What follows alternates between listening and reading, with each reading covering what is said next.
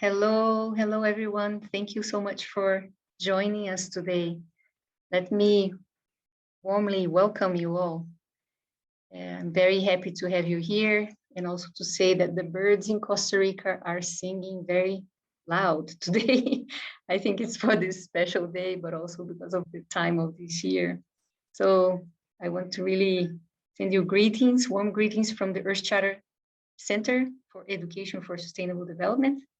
I am Miriam Vilela, the Executive Director of the Earth Charter International and our Education Center on Education for Sustainable Development that is located here on a beautiful campus of a university called the University for Peace in Costa Rica. We actually have 300 hectares of protected area just right next to where we are. And I will be your host and moderator for today's session. Let me start by inviting you to use the chat box to write down and introduce yourself with your name and maybe where you are located if you feel like. You may also wish to add and write the institution you are affiliated with. So this is the second masterclass of a series of 10 masterclasses that will take place this year. We'll have one masterclass per month until November. You may also be interested to know that we are running a parallel program of masterclasses in Spanish and in Portuguese. Each of these masterclasses will be unique, not only because they have interesting themes and topics that we're going to be addressing, but also, and I would say mainly, because of the kind of people that are going to be leading and involved in this, especially today.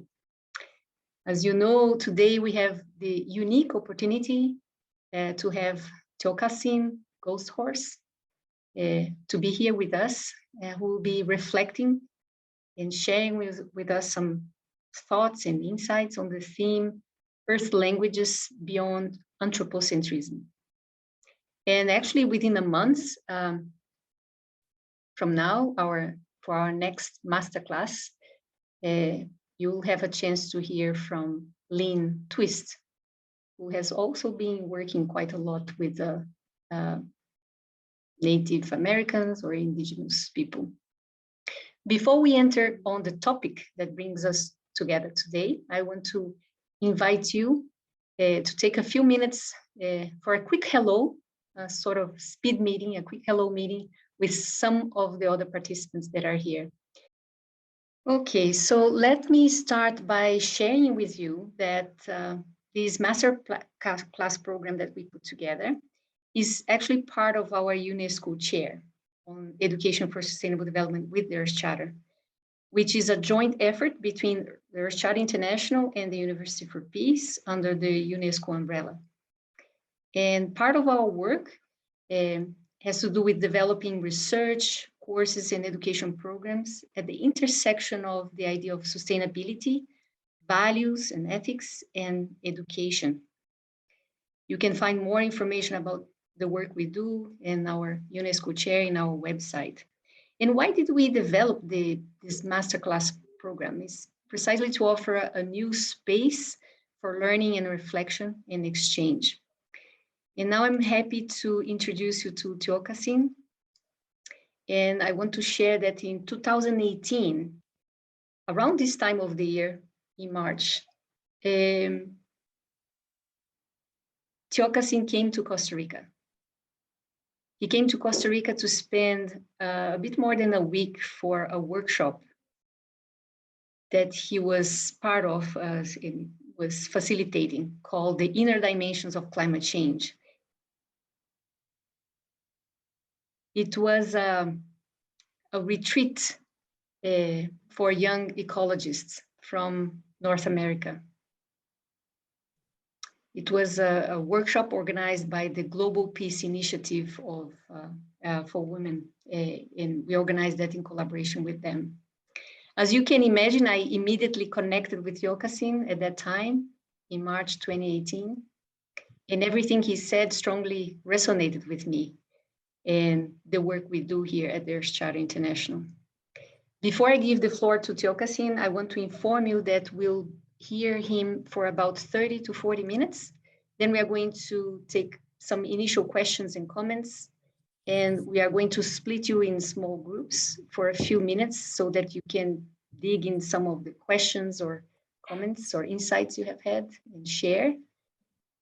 And then we'll return back to the plenary to continue the work and the sharing.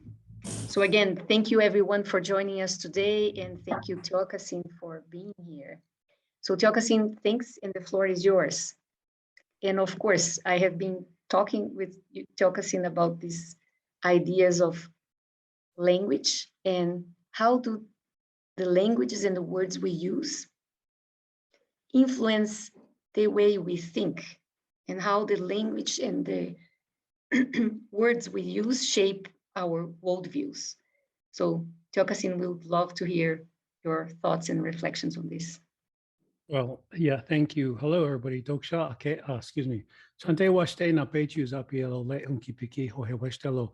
Tiokasi chatanzi wiki paha machaje oyate toka he wichaki tashunke wanaki.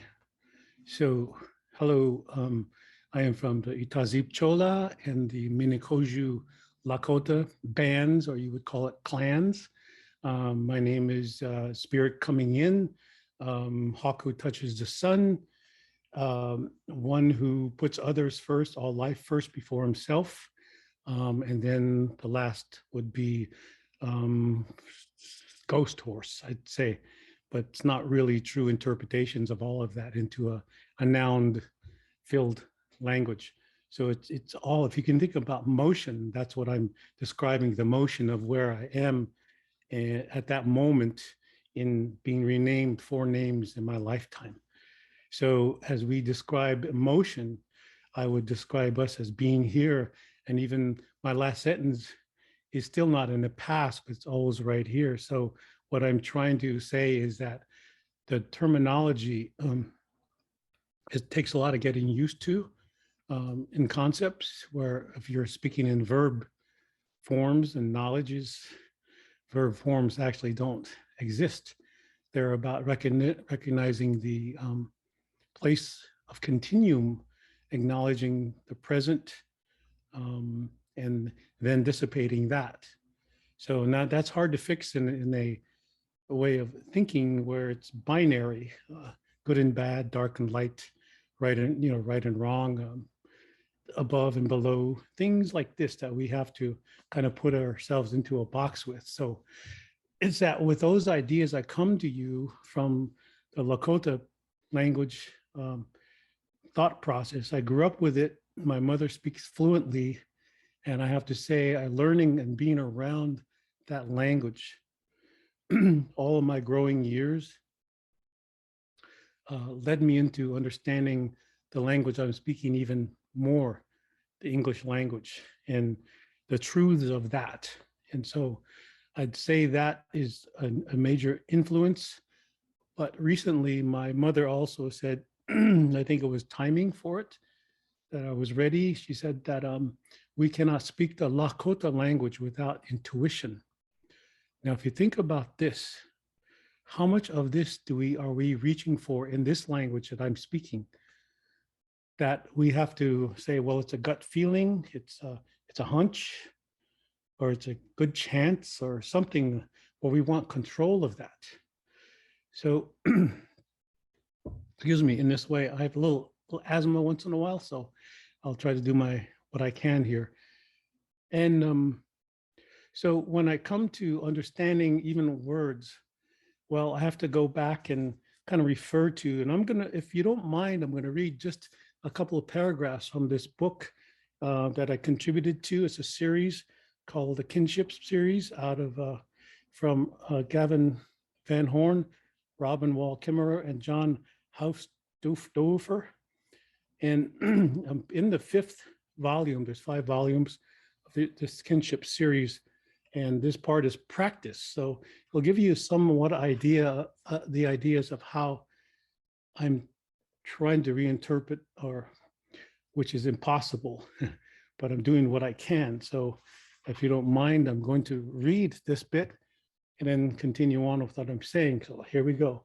But thank you for joining us. And Marian, thank you for inviting me once again. And I do remember that trip to Costa Rica and thereafter, and how the indigenous peoples came, and that we immediately were attracted to each other. And we sat and we talked, and our talking was more in silence than words, verbal words.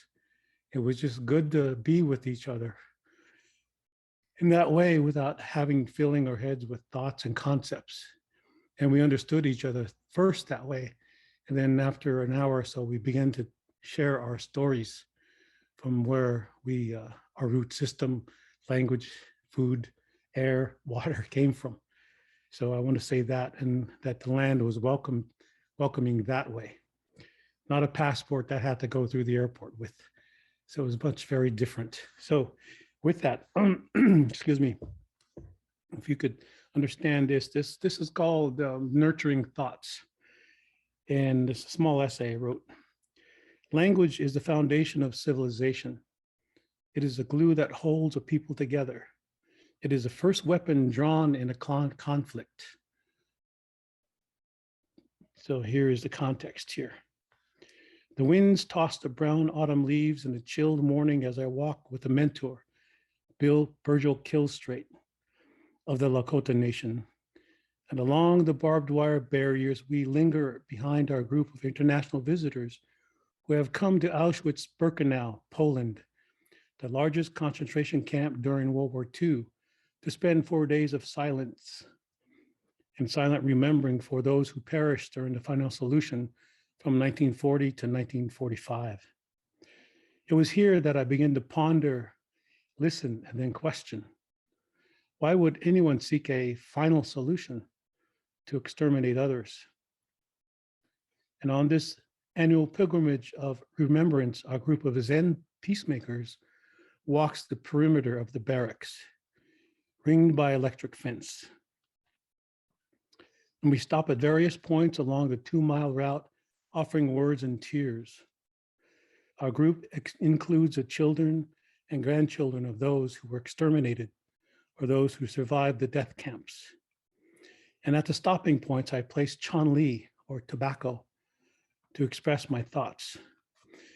In the traditional manner of laying tobacco on the earth alongside a question, what can be done to create a common knowledge and shared understanding among diverse humanity?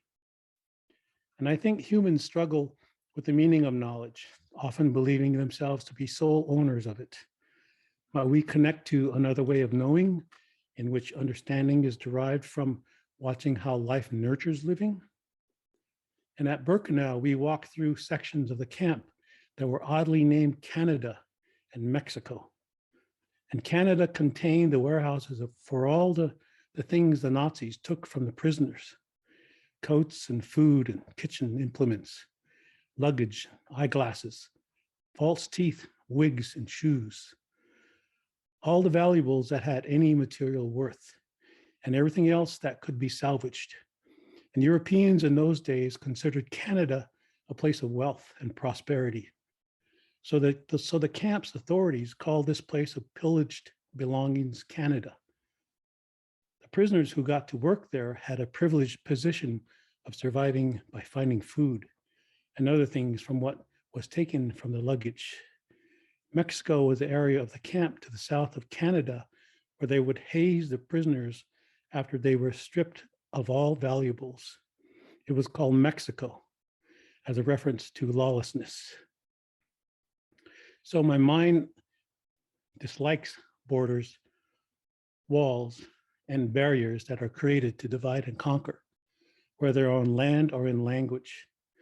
I seek to understand the origins of perceptions that find only differences between us and promote indifference to the experiences of others.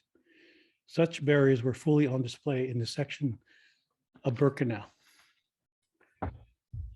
And I like to say this is how I grew up. I grew up on a reservation that had borders and barriers culturally and by language, and the very ideas that you can actually live without concepts.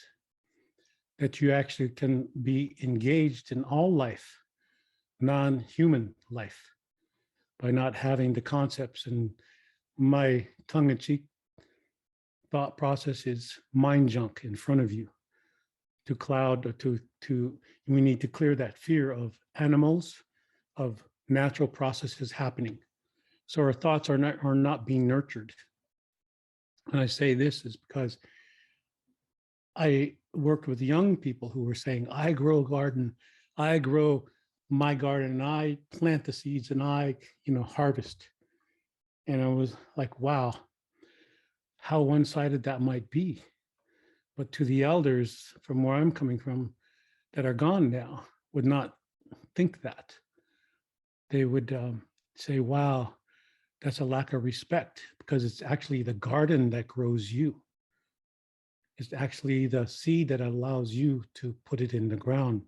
So the seed itself is giving you instruction, giving you guidance, and nurturing the complete thought. Not just a one-sided human, I do this and I do that, and therefore it's mine. So it opens up ownership and possession thought processes easier. Now, mind you that in that time, during this story that I just read to you, there's more of it.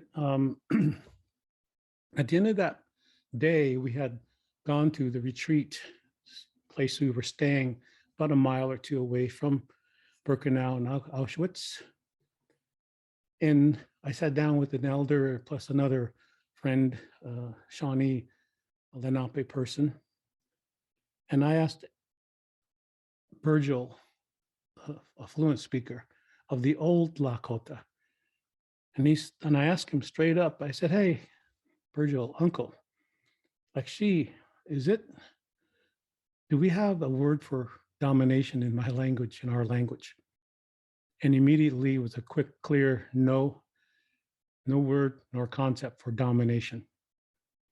And I pondered that, and I came up with this, is that in order to communicate, in order to nurture those thoughts fully with nature, we must have a language that relates to nature.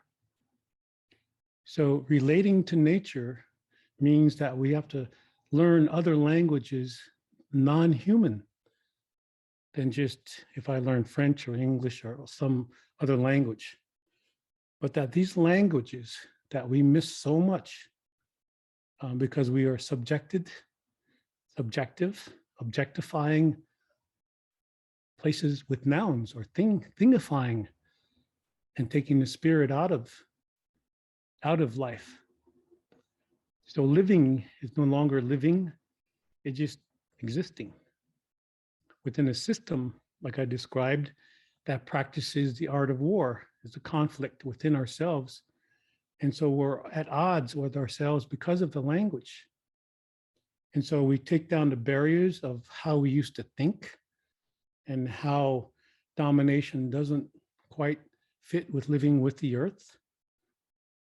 And it affronts a lot of religious, really dichotomous religious theory, and has understood that in a simpler language, that we have become so heavenly that we're no earthly good, because we have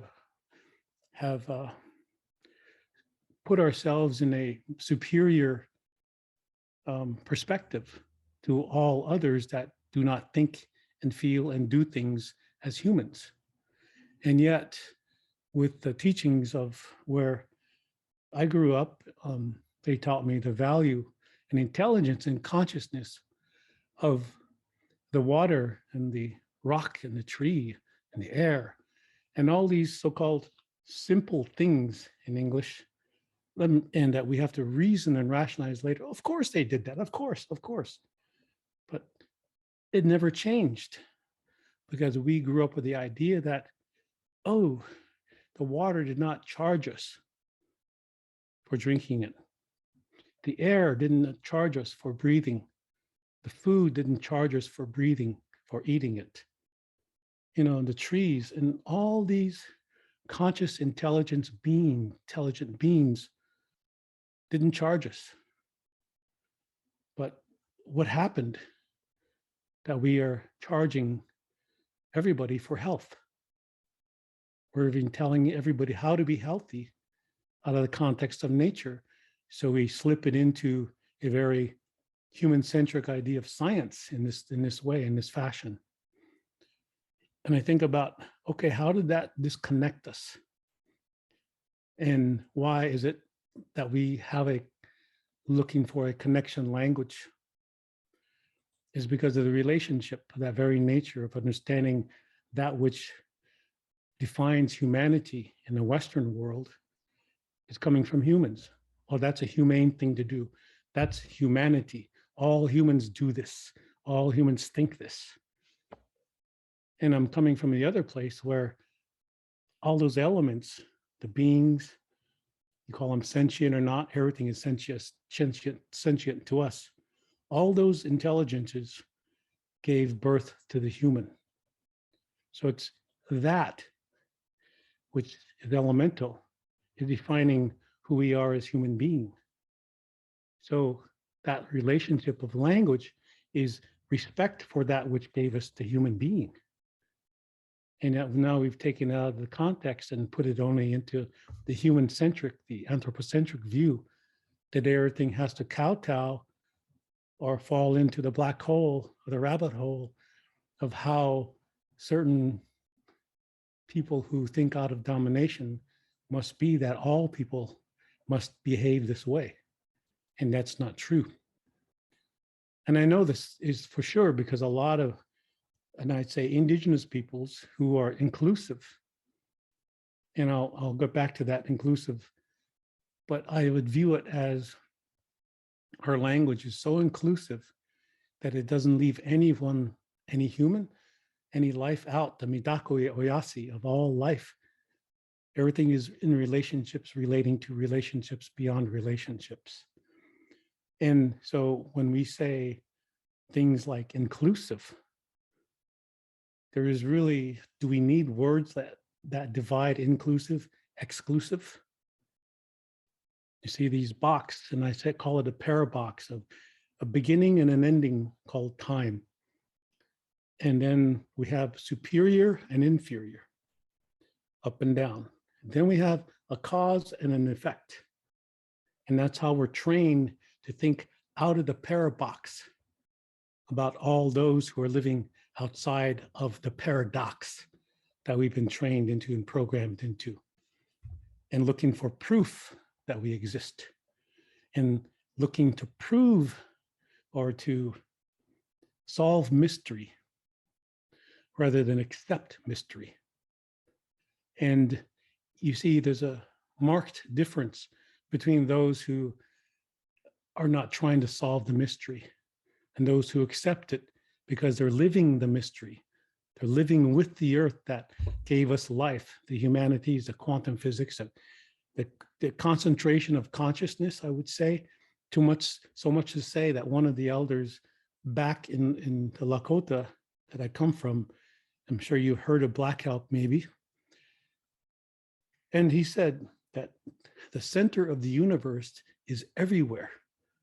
And he never had to go to school to study quantum physics or the theory of relativity.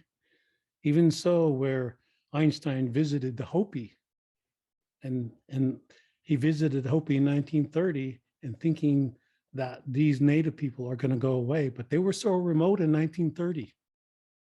No books, no educational process of the West, still influencing and not yet influencing.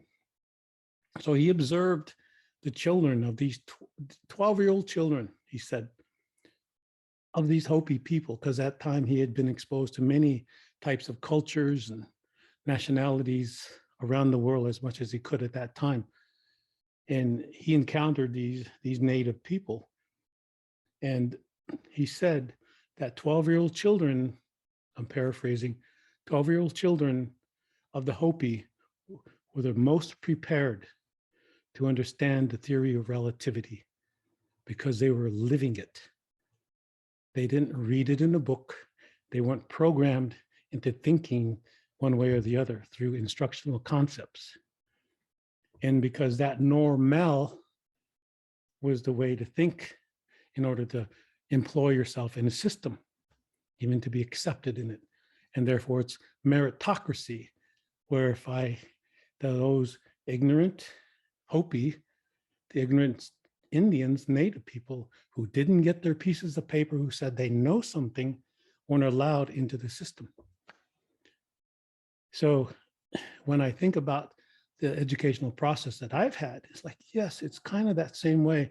I was allowed privilege to even be able to talk to a box of technology and think it's somewhat the best we can do, where community is defined as a neighborhood, where the community of a neighborhood is within the context as Native people, as the neighborhood are the animals and the trees and the birds and the rocks.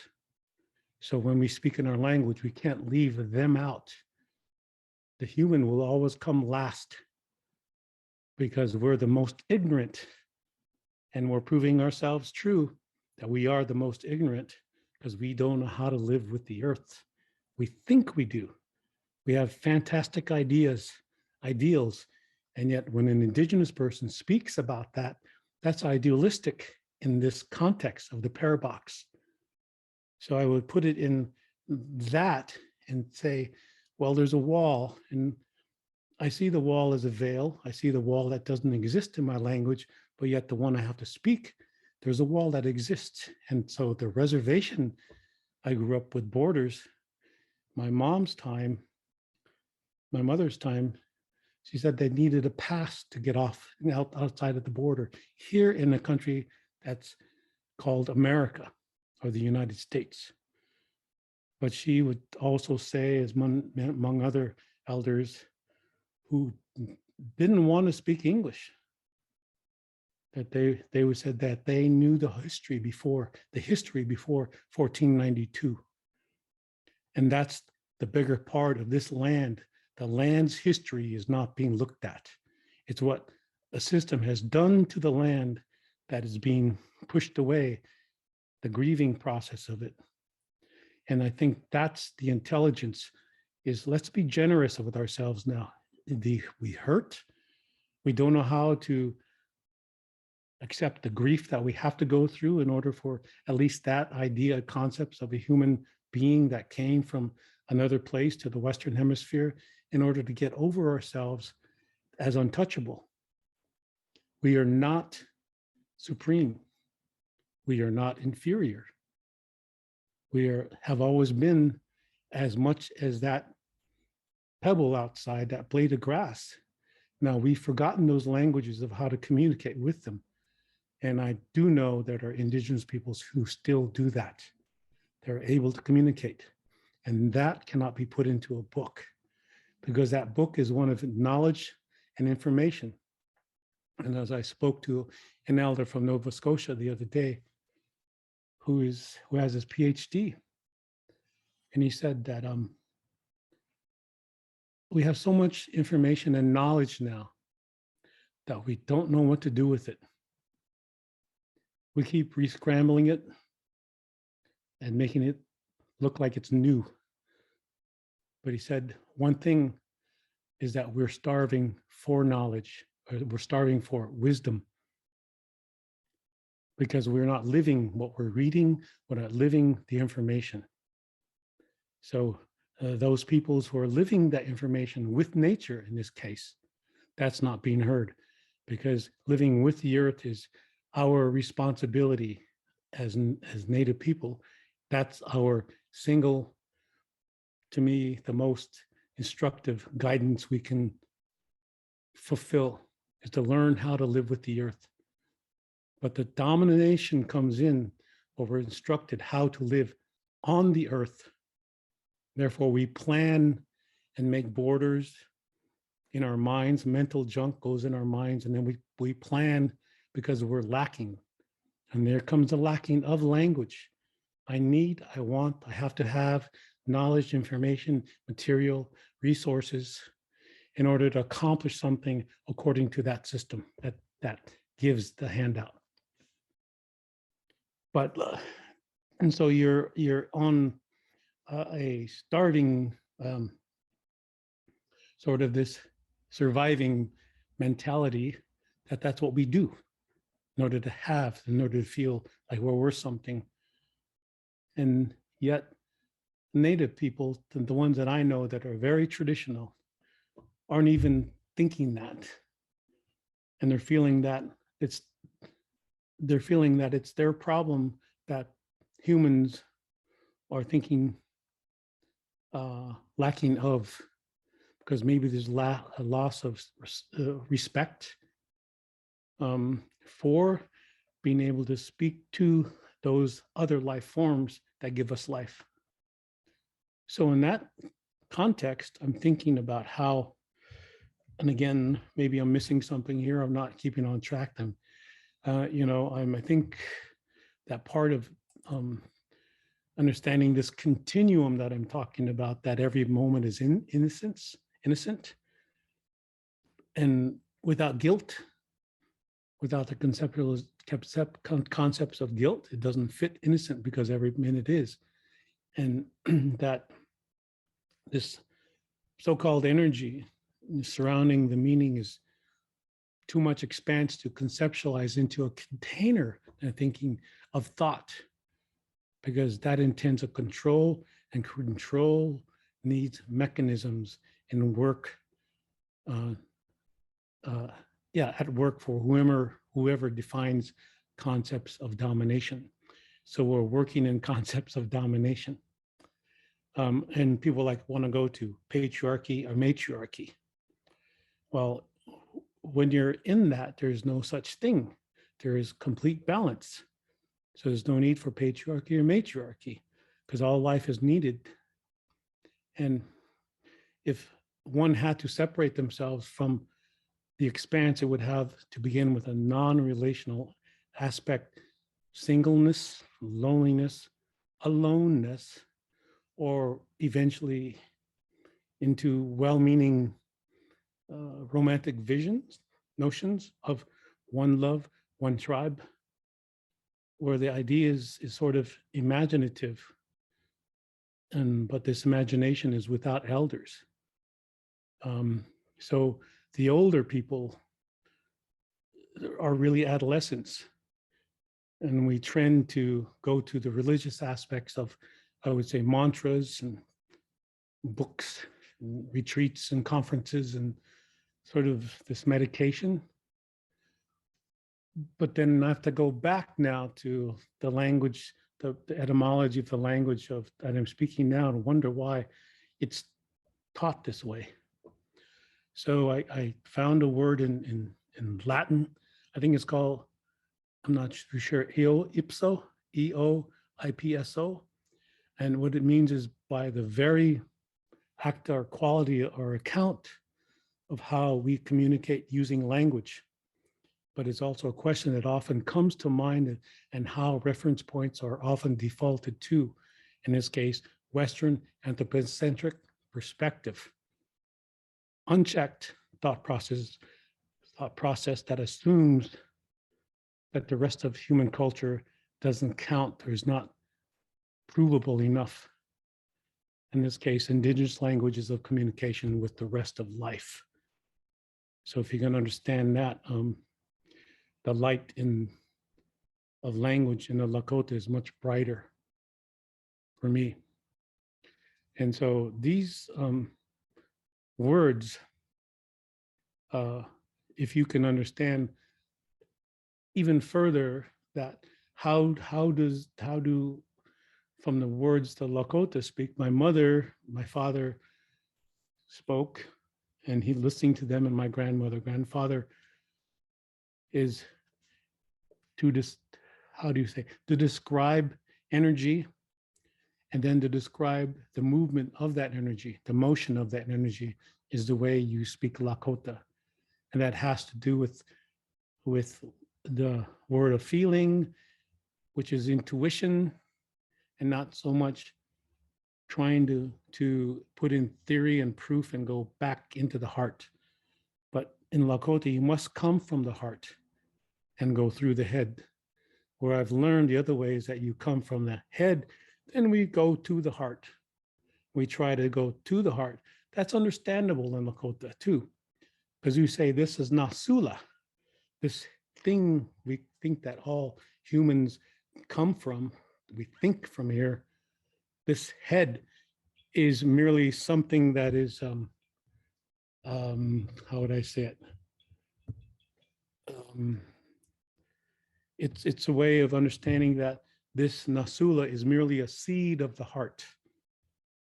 So our language is coming from the heart, because that tree, cha, which is part of our way to describe heart in our language, is chante. So it's a living tree-ing that's the same heartbeat that that tree has, because trees have heartbeats also. And so this is our first guidance. It's knowing, wow, and trees are in consciousness with all things, because it's observing the stars, the movements of the weather and the moon, of migration patterns, of how mushrooms grow, plants grow, and here is the tree, which is truth. And so the language that in these languages were missing has more to making up theory about how to get along in a system.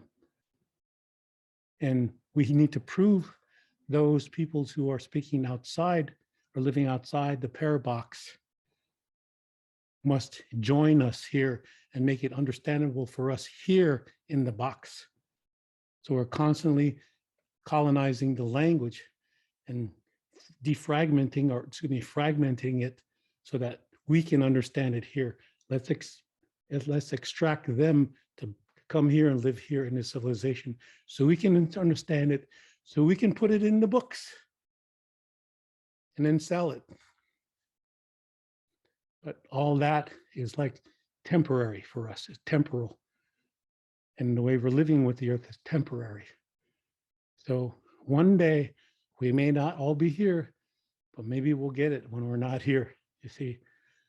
And I think the rest of life understands us better than we understand that which we're trying to take apart with domination of by governments, by religions, and by science.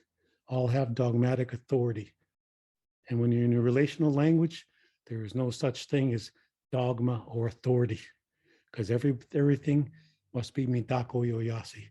We are all relating and living at the same time, and not one is more superior than the other. That may be hard to take, but that's where the practice of this is, being able to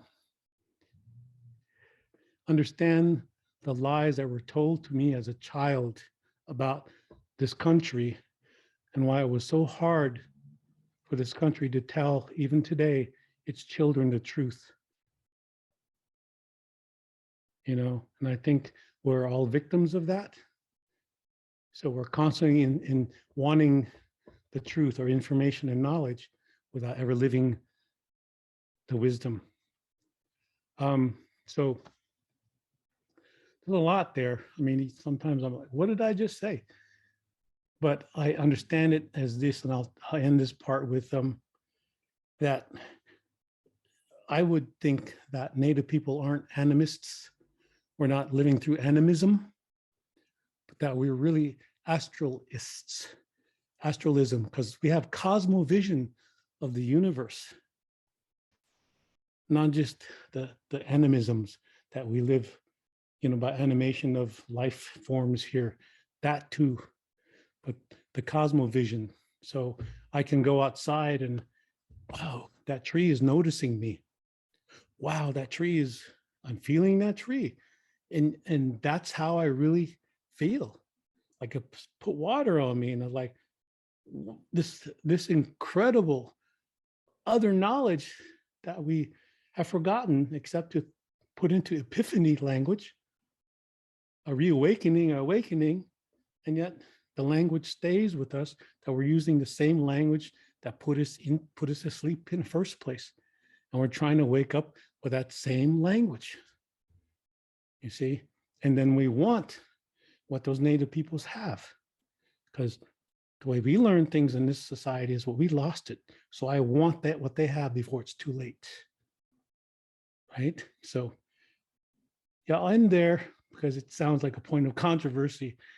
I'll end there, and maybe we can have a discussion. I would really enjoy that. But thank you for listening to that part. Yes. Thank you so much. It's very nice to hear you, and it helped me to open my eyes and hearts to this. You helped me to see that we really need to be mindful of the language we use or the language we choose to use.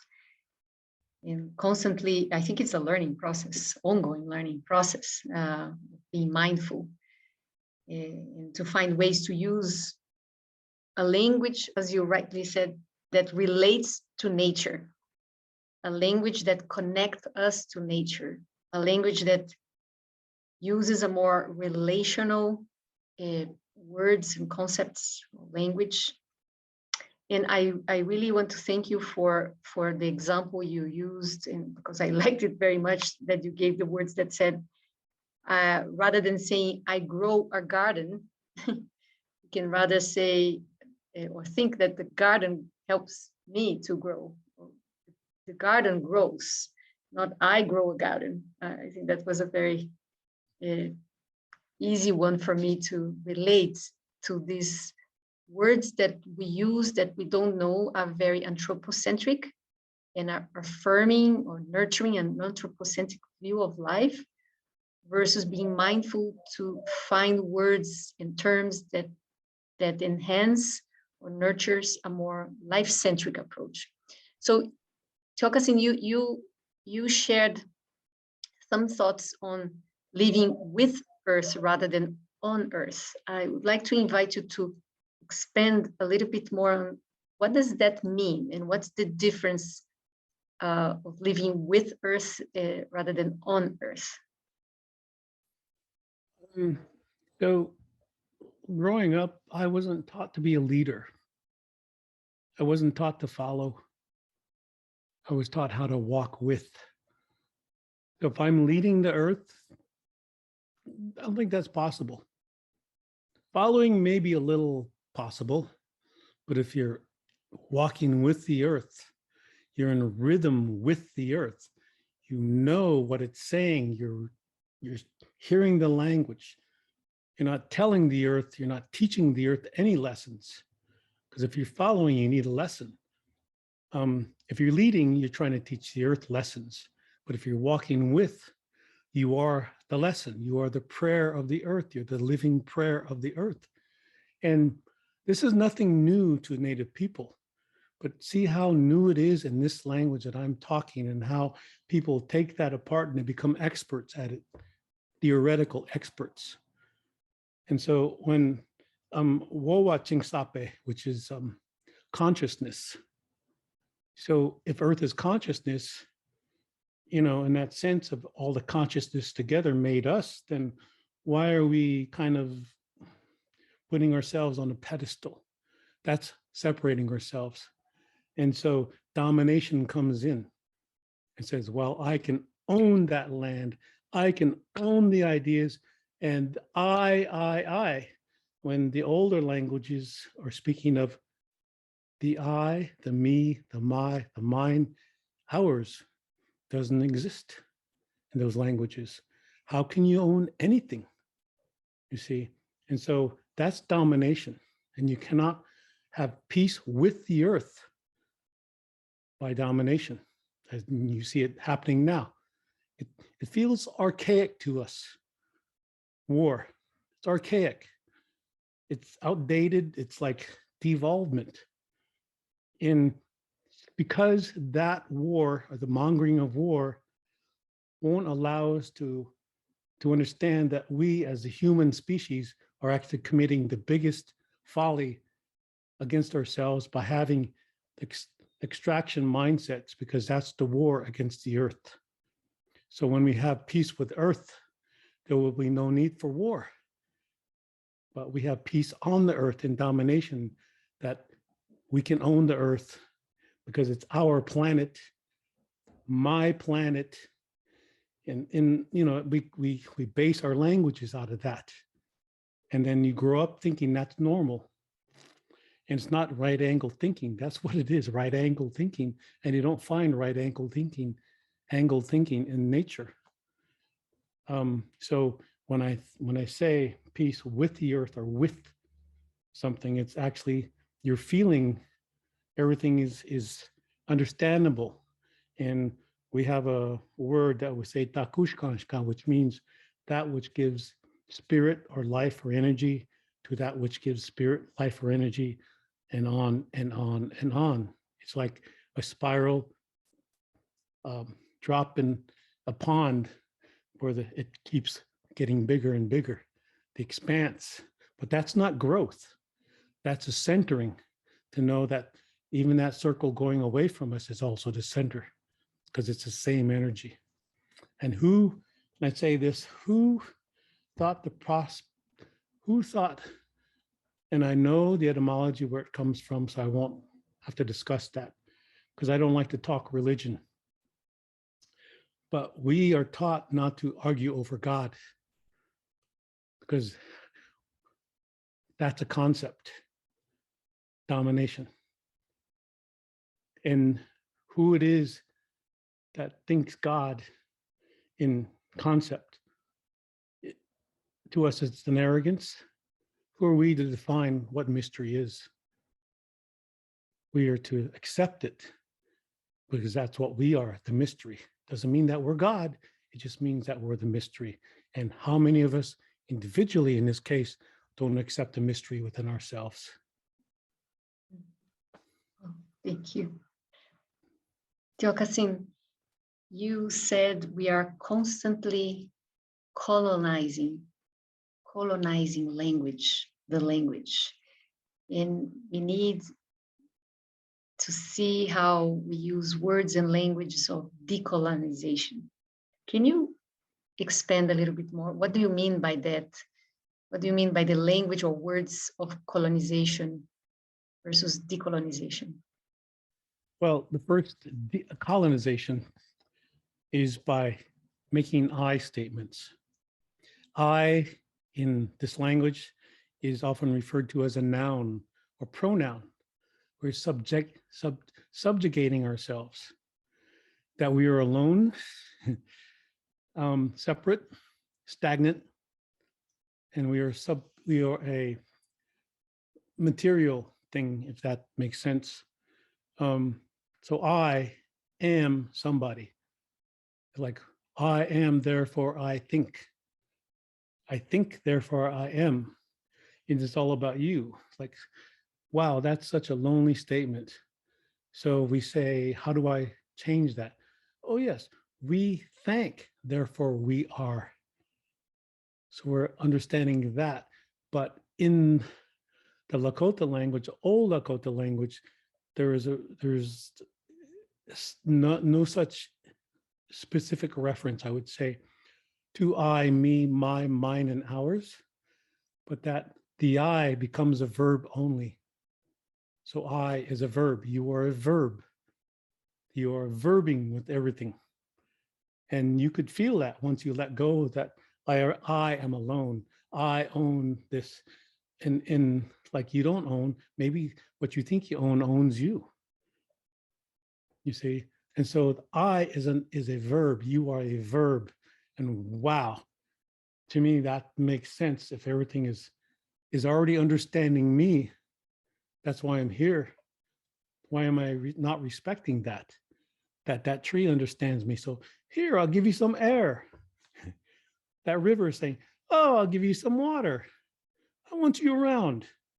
I don't need saving. Just leave me alone, because I just need respect, not domination and ownership.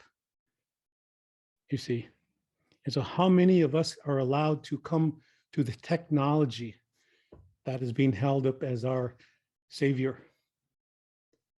That it's going to save us from our own misery, but it's the fact that we have to overcome ourselves as humans out of the anthropocentric way of thinking, living, And we say, oh, that's too hard. Maybe I'll just learn this stuff and make a book and the next generation will get it. That's non-generational thinking. And we're stuck in the youth concept. We're stuck in youth. Everybody wants to be young. And look what we do to the elders, because it's that's what we treat, how we treat the land. It's how we created poverty. We've created poverty for indigenous peoples, the elders of the land. We've created poverty for the land because the animals don't get to go where they used to go or even fly. So we've created poverty by centering it on only we as the human race, the I, are supreme and are waiting for technology to take us to colonize Mars, to colonize other places. So I have a friend, Steve Newcomb, he talks about the 7 infinitive verbs, nouns that all come from domination. And it's in the Doctrine of Discovery that comes out of 1493 from the Catholic Church, saying that there are no human beings on this side of the planet. And still feeling that reverberation, because as a Lakota people, we have come into contact with the Westerner or the European fairly 165, 170 years ago. That's my great-great-grandfather's time. And not being disconnected from that. But how many generations has those who came over the ship been disconnected before they got here? We say 200 generations. That's a long time. And so my job is to, look, we can say we're all indigenous. It's true to the planet, but indigenous means, are you living that? Are you there for the earth? Are you there for, understanding what pollution? Are you there understanding the elders? The elders of this land, to us as Native people, are the trees and the rocks and the rivers. And that's who we are listening to. Not saying, here's how you're going to live, and here's how you're going to benefit. We're going to make a park out of you. We're going to make this a road and that, and dams here and there. And wow, we're civilized. And so, yes, I think it's living up to the mistakes we made as a people of intelligence or intellectualism. And I think it's understanding that someday it has to be this way again in order to be in rhythm with the earth. So, yeah. Great. That's wonderful. Thank you, Tiokasin. Oh boy, thank you so very much. This has been wonderful.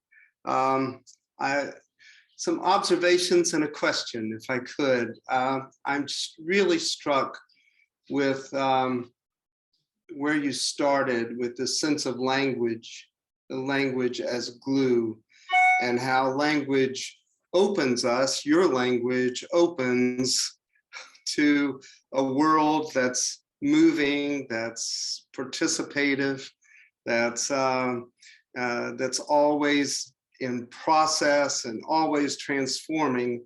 And most other languages objectify and hold together our reality of the world. We know that this isn't the real reality, and yet our language keeps us trapped.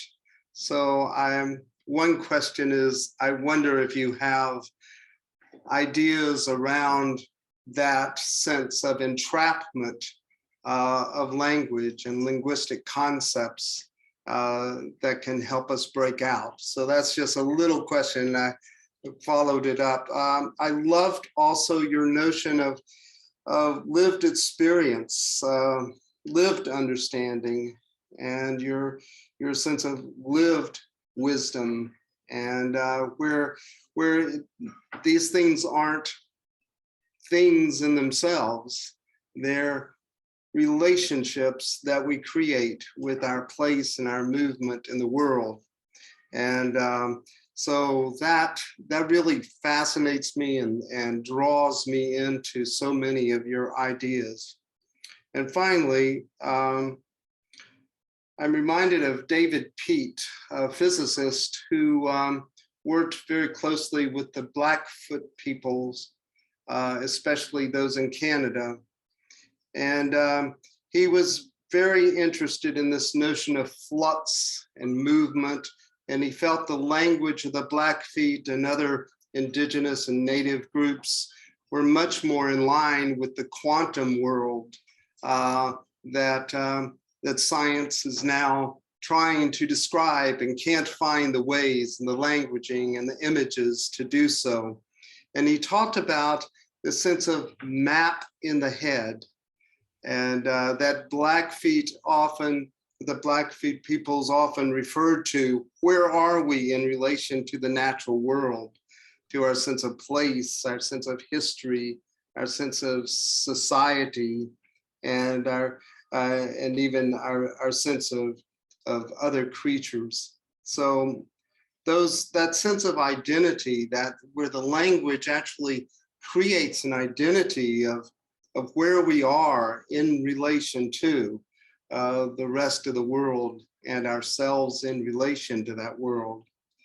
And finally, my second question, besides the language, is the role of ceremony.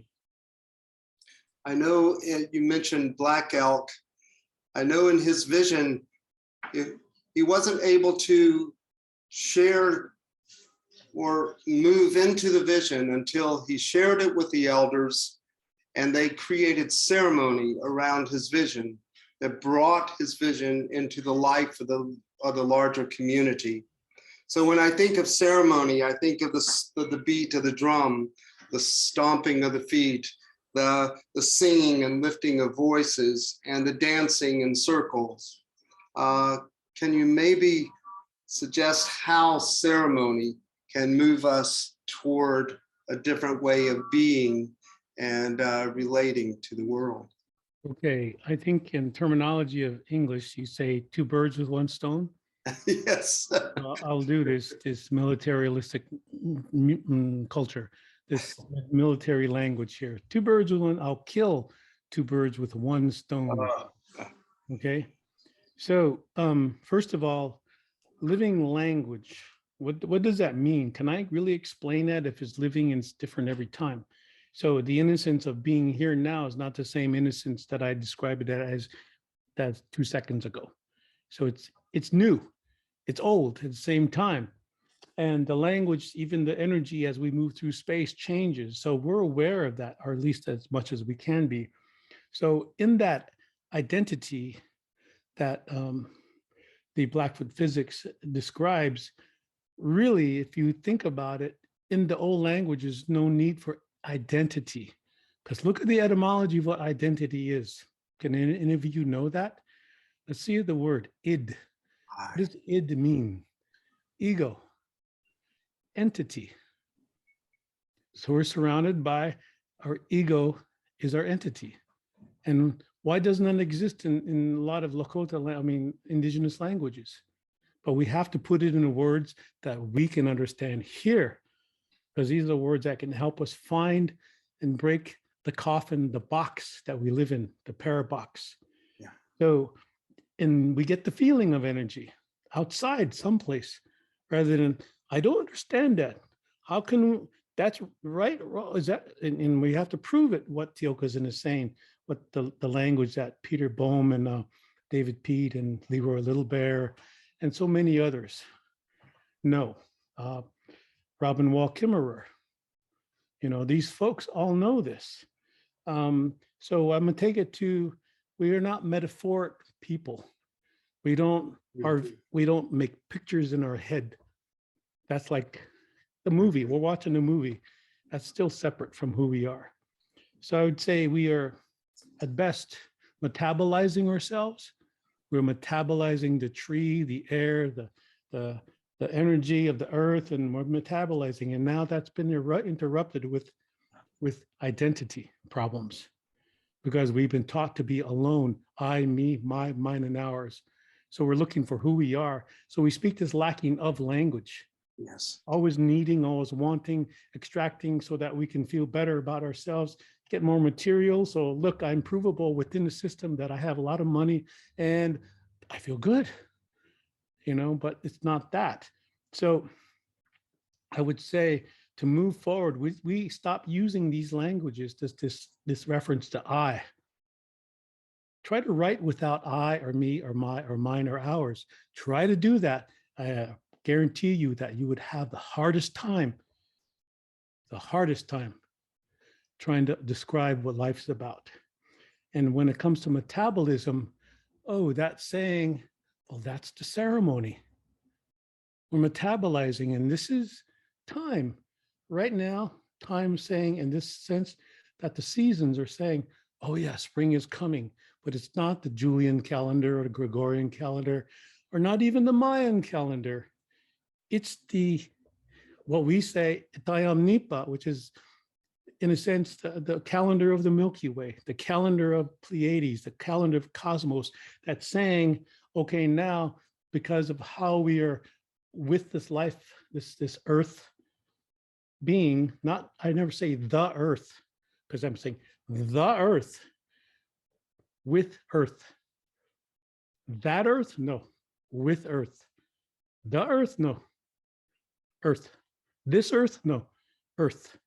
So we're metabolizing earth as much as we are understanding ceremony. So these ceremonies are more, I think the word is telluric, they're earth-based.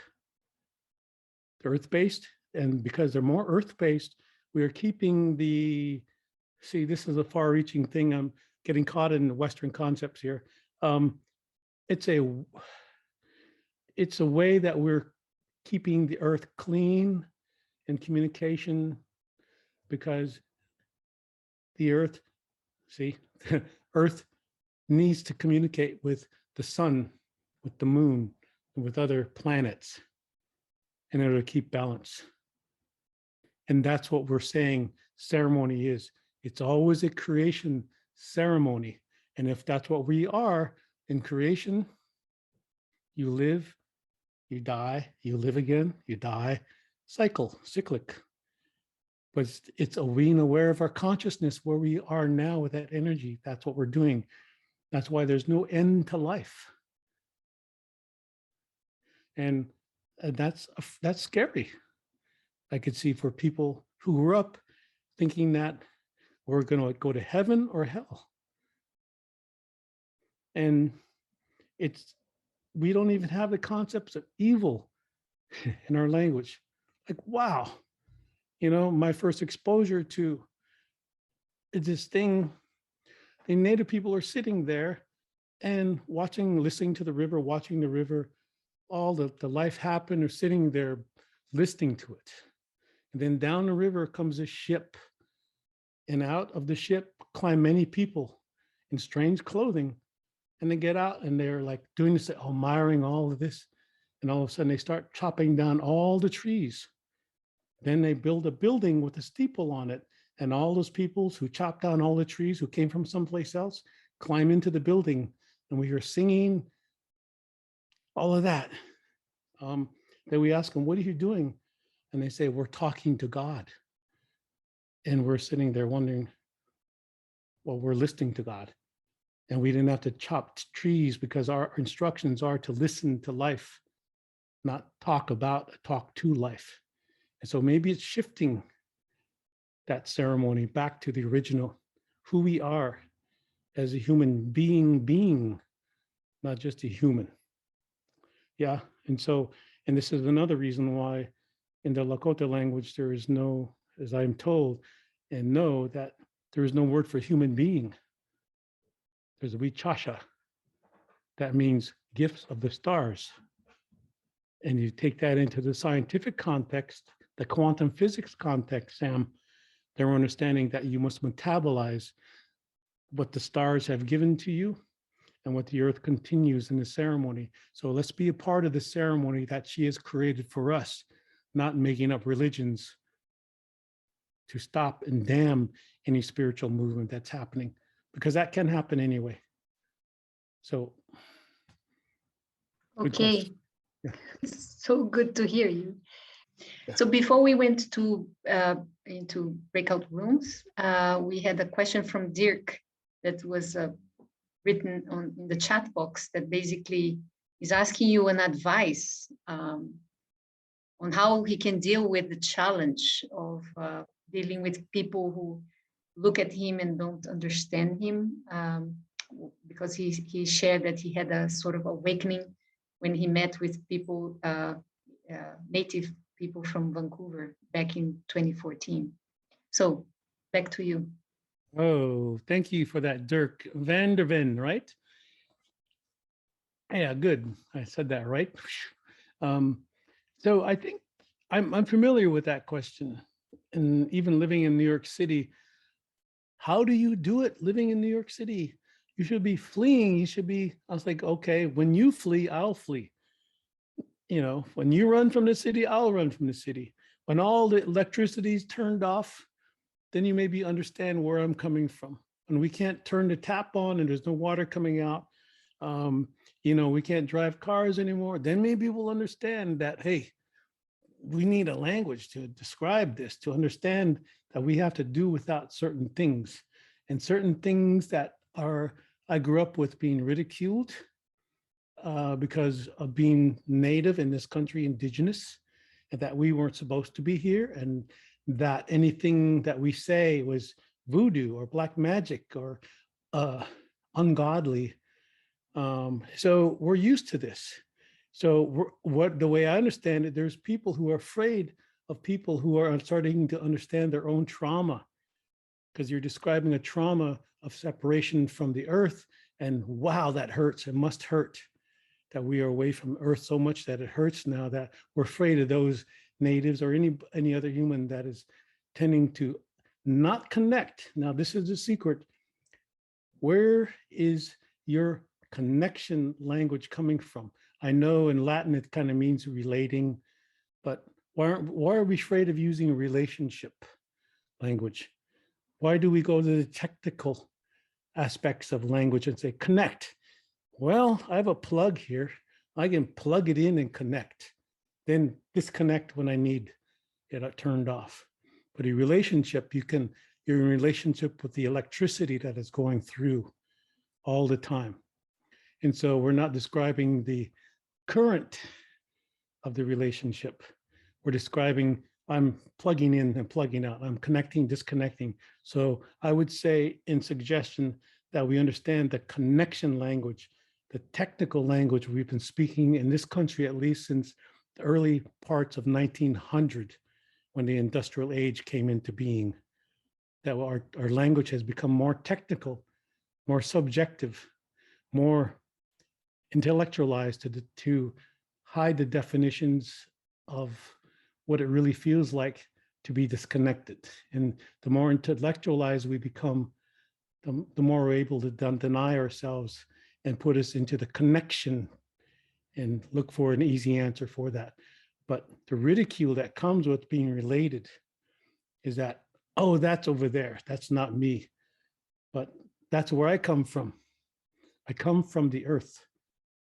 I come from that elder here in this land.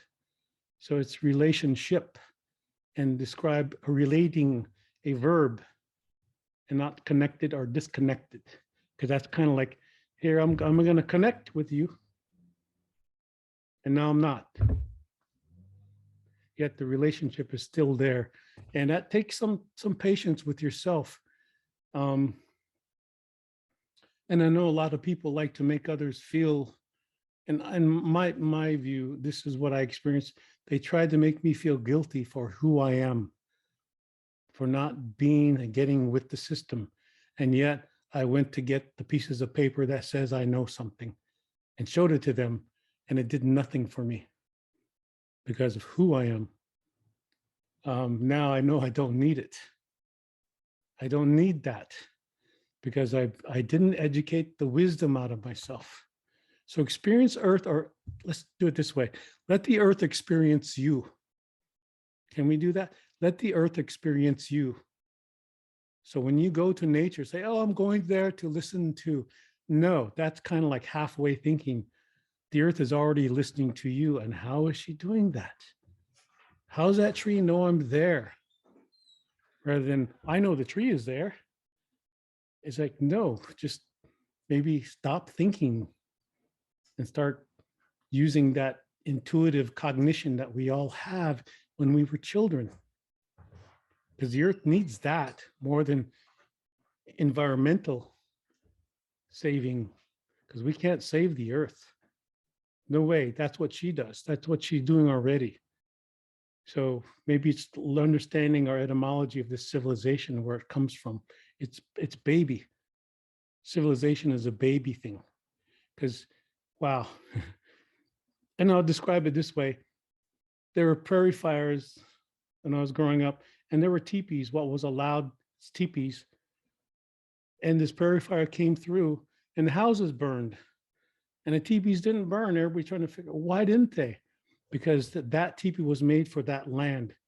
It created a vortex where the fire went around the teepee, and yet the teepee remained.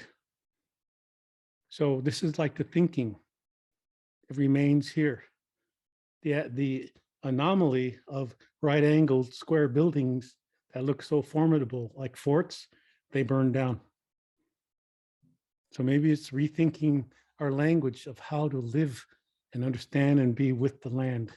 So wherever you're at, Dirk, I think that's really listening more to the indigenous peoples, as we may view them in poverty or not understanding enough of who we are, but yet I'll take my experience that I live in this society. I have its education. I understand it more. So then if I came from this society, civilization, and try to go to my culture, the Lakota law, and try to apply those customs to Lakota, they won't fit. But yet we have enough room to include this society where we are put on reservations, out of sight, out of mind, because they don't fit the society. Amanda has raised the hand. So Amanda, the floor is yours. Hi, thank you so much, Tiokasin. I just wanted to share reflections. So I just finished taking a conservation to reconciliation course at UPeace with Eli Enns from the New Channel people in Canada. So one of the concepts we talked about language a lot, and he shared a lot of indigenous language with us. So one of the concepts we talked about was kuas, which is that we right now are live human beings, real life human beings. So we're not imagined, we're here on earth, and we're aware of our existence. And that really, so I've been thinking about that a lot. And when you mentioned that every generation is the seventh generation, that connected me back to that. And I've been working at Earth Charter for 4 years now. So I feel like the Earth Charter is a document that you read, especially if you're in this field, and you think, okay, I got it. Yes, I agree. I got it. But then the more you think about it, the more you understand it. So today, thinking about kuas and thinking about the word that you mentioned, which means a being from the ancient future now. It just helped me relate it back to Earth Charter and the principle of responsibility. So really understanding and appreciating my responsibility now to care for the common home, and also just to feeling that love that we got from our ancestors, and feeling that love we have towards future generations. So thank you for sharing those new words with us. Thank you. You know, I used to work with, I won't share her name, but she worked at Columbia University here in New York, and it was those languages that we had to reinterpret it into English, and we came up with intergenerational trauma. And understanding that, while now everybody speaks it, and everybody said that they discovered it, but how better to understand it but through the language of relationship, that we know that we carry the DNA of our ancestors. And it's our responsibility right now to fulfill what our ancestors compel us to do today. So we can't do that by, being victims of the past or the future. We have to be here. And I do understand part of this is the influence of time concepts. And I don't think a tree is thinking in time concepts. It remembers, but the tree has to be conscious right now. It's not thinking about the future or the past, but it's here. It's here. This language is here now. And are we speaking a language of being here? So even so that in a lot of indigenous languages, there's no such thing or terminology as to be. To be what? Other than we are, to be something, to be who I am, what do you want to be when you grow up? What's wrong with who you are? You know, and why not just hold that up? Because everybody comes freely with great aspirations, inspiration of being who we are now, not just to be somebody. I'm going to be a doctor. I'm going to be a lawyer. And like, yeah, well, let's go doctor that tree. Let's go doctor that lawyer, or lawyer that doctor, or whatever, lawyer that tree. But the tree is kind of like, I don't need doctoring. I don't need to be litigated, right? So where are we receiving this knowledge from? It's like we think so much of ourselves. We're such narcissistic humans that we forgot our being here, akantu, which really means, for lack of a better, earth human, earth being, earth men, earth women. So even that, like disassociating, let's being the ancient future now is that responsibility that you described, Amanda. And I really think that resonates. See, I don't like using these fruity languages, but that resonates with all of us. Yeah. And that's my takeaway. I'm going to take it away. And now I have it packaged. I'm going to go sell it. That's my takeaway. Not what was your giveaway? What did you give to the session? When you give away, you don't own. But when you take away, you're owning.